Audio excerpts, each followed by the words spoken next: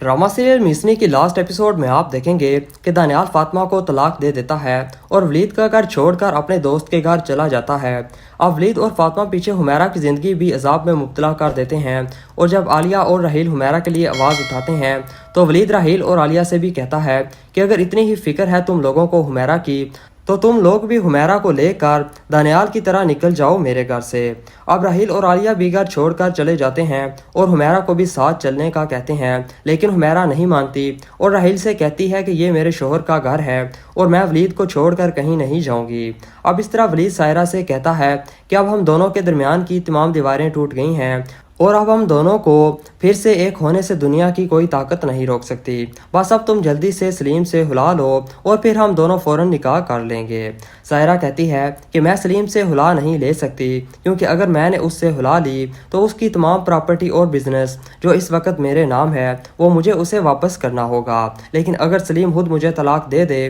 तो सलीम का सब कुछ मेरा ही रहेगा और मैं ये भी जानती हूँ कि वो इतनी आसानी से खुद मुझे तलाक देगा भी नहीं। अब वलीद सायरा से कहता है कि तुम्हें वलीद की प्रॉपर्टी और बैंक बैलेंस की क्या ज़रूरत है, जो कुछ मेरा है वो सब भी तो तुम्हारा ही है, इसलिए सलीम का जो कुछ भी तुम्हारे पास है वो सब उसके मुंह पर मारो और उससे जल्दी से ये रिश्ता ख़त्म करो। अब सायरा भी चूंकि बहुत लालची औरत होती है इसलिए वो सलीम को ब्लैकमेल करती है और अपने बाकी सारे हरबे भी इस्तेमाल करती है कि शायद किसी तरीके सलीम उसे तलाक दे ही दे, लेकिन सलीम कहता है कि मैं मर जाऊंगा लेकिन तुम्हें इतनी आसानी से तलाक नहीं दूंगा क्योंकि मैं जान गया हूँ कि तुमने मुझसे शादी ही सिर्फ मेरे रुपए पैसे की वजह से की थी, लेकिन मैं अपने खून पसीने की कमाई यूँ तुम्हारे हाथों बर्बाद नहीं होने दूंगा। अब सायरा के पास कोई दूसरा रास्ता नहीं बचता और वो सलीम को उसका सब कुछ वापस करके उससे हुला ले लेती है और वलीद से निकाह कर लेती है। अब सायरा और फातिमा का एक खतरनाक किस्म का एक्सीडेंट होता है जिसमें सायरा और फातिमा की डेथ हो जाती है।